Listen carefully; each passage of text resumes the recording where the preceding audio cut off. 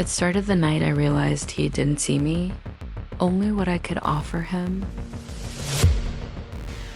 A quiet moment that should have been tender, but instead felt like a contract I never signed. The kind where love is performed, not felt, and where you slowly disappear inside someone else's needs. We had become strangers performing a routine. He decided when I spoke, when I stayed quiet, when I dressed up, when I toned myself down. I wasn't living with a partner.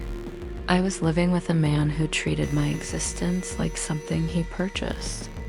I remember sitting on the edge of the bed, watching him scroll through his phone completely uninterested, completely comfortable while I tried to convince myself that this must be what love looks like when it matures.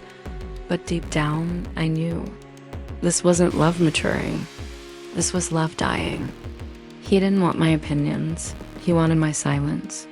He didn't want my presence. He wanted my obedience. And the worst part is, I gave it to him, one compromise at a time, until I couldn't recognize the woman staring back at me in the mirror.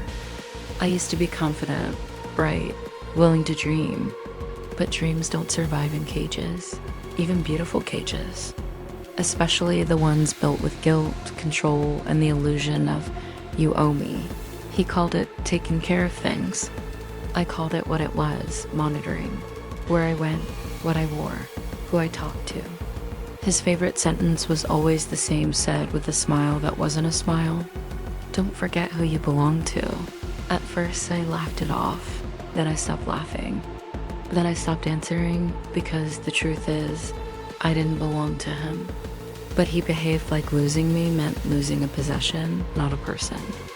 Nights were the hardest. He never reached for me with love, only with entitlement. The kind that makes your soul leave your body for a moment just so you can survive what's happening. The kind that leaves you awake long after he falls asleep, staring at the ceiling and wondering when exactly your heart shut down. I kept telling myself, tomorrow I'll say something. Tomorrow I'll take back the parts of me he thinks he owns. But tomorrow always felt far away when you live with someone who erases your courage piece by piece. One night, something inside me finally cracked, not loudly, not dramatically. Quietly, a whisper that said, you can't heal in the same place you're being broken. Ever felt this kind of loneliness within a relationship? Please take a second to subscribe. These stories are for you. The shift began when I stopped apologizing for things that weren't my fault, when I stopped justifying my emotions like they were inconveniences, when I stopped pretending that being chosen by him was some kind of blessing. He noticed the moment my silence wasn't submission anymore. He felt it. Men like him always do.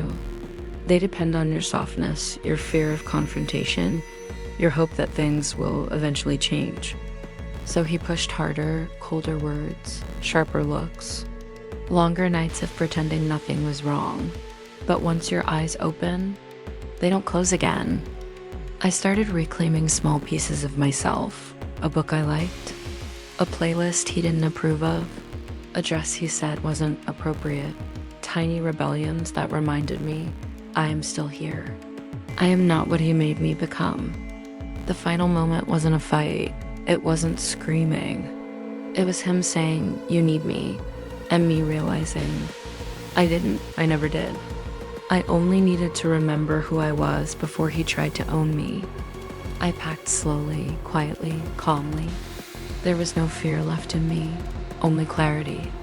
And clarity is louder than fear ever was. When he found me at the door, he said, you can't leave. You're mine. But this time, I didn't flinch, I didn't tremble.